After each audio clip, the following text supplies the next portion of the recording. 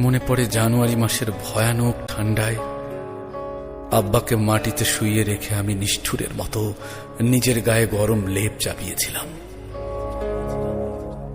তারপর কতগুলো শীত, গ্রীষ্ম, বর্ষা চলে গেল। মানুষটার সাথে আর কথা হলো না।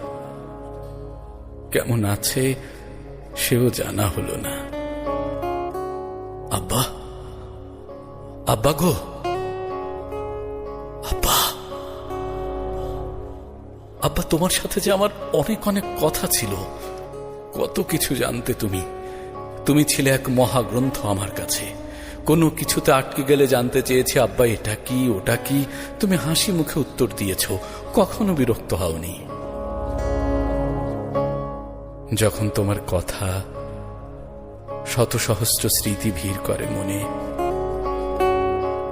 তখন সব কিছু ভেসে যায় বাঁধ ভাঙা কান্নার স্রোতে। সেই শৈশবে পুরো শীতকাল জুড়ে সকাল আর সন্ধ্যা বেলায় তোমার কোলের ভেতর ওই বাদামি চাদরে রোমে বসে থাকতাম।